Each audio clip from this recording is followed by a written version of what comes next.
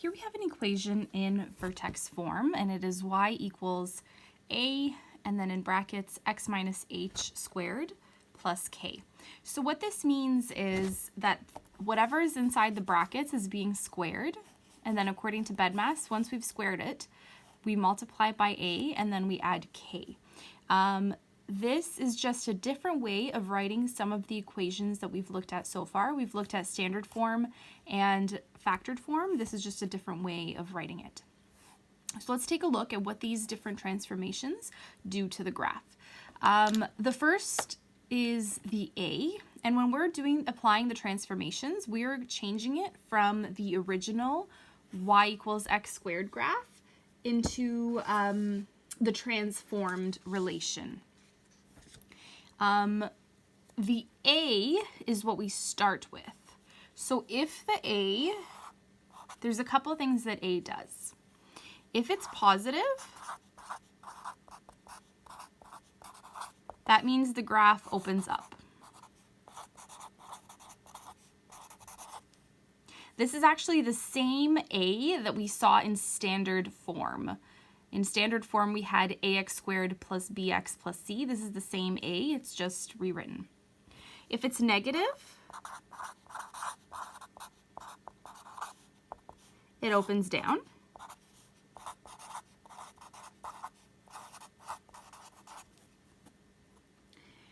And that original parabola, we say that it could either be stretched or compressed. To stretch it means to make it from the original graph to make it narrower. So if this is my original graph, it becomes narrower. And to compress it means that it becomes wider and opens like that. So it becomes wider than the original graph. To determine if it is stretched or compressed, it depends on what the value of a is. So a can be any number. It could be 1, 2, 5, -4. So let's make a number line for a. If this is our number line with 0, 1, 2, etc., -1, -2, etc. So picture this is your number line of all the possibilities for a. If a falls within this area right here,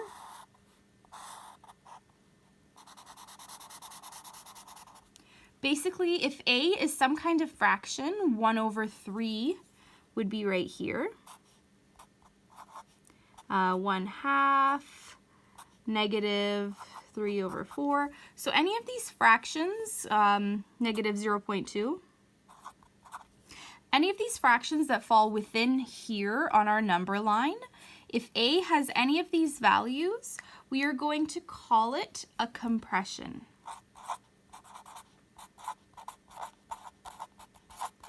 And the graph is going to end up like this. It's going to become flatter. However, the other values that I have on this side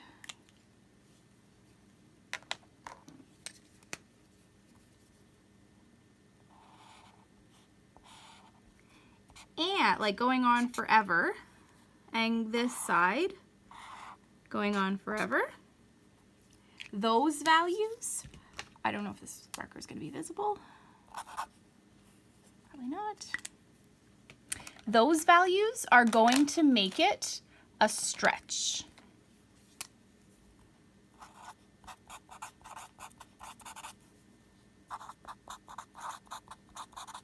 So if a is 7, if a is -7, anything that falls within here is going to be a stretch. Anything that falls within here is going to be a compression. So if it's stretched, it's going to look like this. It's going to become narrower. It's going to squeeze in compared to that original graph. Next, the transformation that comes after we apply a is h. H tells us where the graph is going to translate, so shift, left or right. So this is moving it left or right. So if h is positive, we're going to move right. If h is negative, we're going to move left.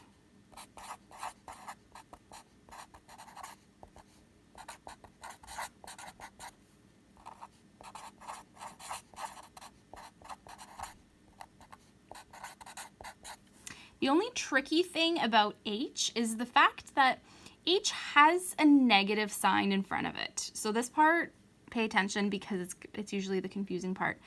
H in the original formula, h has a negative sign in front of it, which means it's actually always the opposite of what it looks like. If h is positive, that means that I have this negative sign minus positive h. So positive will look like this.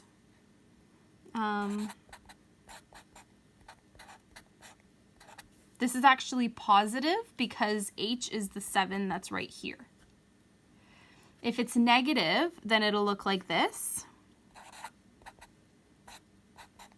X minus negative 7. And anytime you have if you're subtracting a negative number, that actually becomes addition.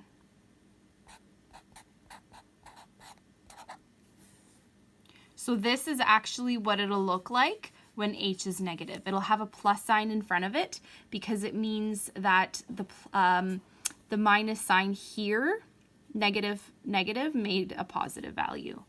So this means that our h is actually negative. And here it's positive. That's what it looks like. And k, this one's probably easiest because it doesn't really have any specifics like that. I'm just going to continue it down here. If k is positive, we're going to go up. And if it's negative, we're going to go down. Okay, so a is the only one where it really matters exactly what the number is, if it's a small fraction or if it's a whole number or a bigger number. With h and k, it can really be anything. We're just looking at, is it positive? Is it negative? And then we're looking for specifics there. So let's apply that. Describe the transformations. So what I like to do is I like to first list my a, h, and k, and then explain how that affects the transformations. So my a is this first number here. So my a is negative 7.5.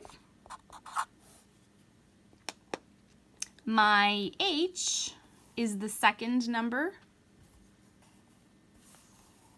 right here. And notice that there's a minus sign, just like in the formula, which means that my h is actually just the 2. And my k is this number at the end here. So what that means, a is negative 7.5. Because it's a negative number, that means that we are going to open down. When we open down, we actually, because the original graph is up, we say that it's reflected across the x-axis. So that's what the minus sign tells us. And the 7.5, well, 7.5 on the number line is going to fall in this yellow zone, which means it's a stretch. So I'm going to say stretch by a factor of 7.5. We will, when we actually graph it, it'll make a little bit more sense, but basically by a factor of 7.5 means I'm going to multiply it and stretch it out by 7.5. Next, we are doing this transformation. So h is 2. That means it's positive, which means we're moving to the right. So I'm going to say translate 2 units to the right.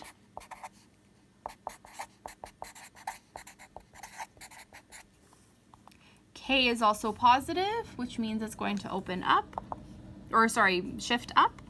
So I'm going to translate up, translate 11 units up.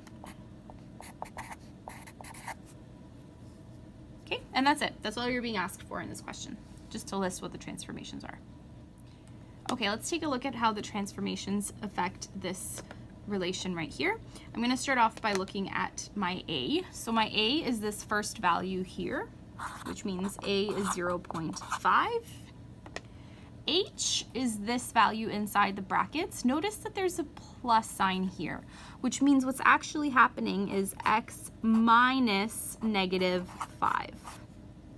Because the original equation has a minus sign, so that's what it actually happened. It was simplified from x minus negative 5, which means my H is negative 5. You could also think of it as it's the opposite when you look at it, kind of like when we had factored form,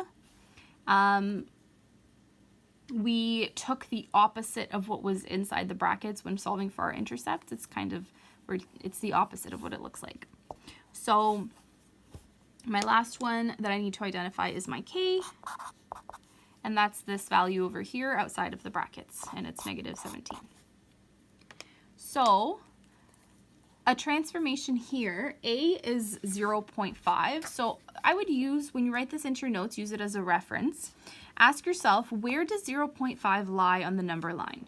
Does it lie in between the ones, or does it lie in this yellow part here? 0.5 is right here. It's between 0 and 1, which means it's going to be a compression. So I'm going to say compression by a factor of 0.5. H is negative. When H is negative, I'm going to the left. So I'm going to say translate left 5 units. And K is also negative, so I'm going to move down.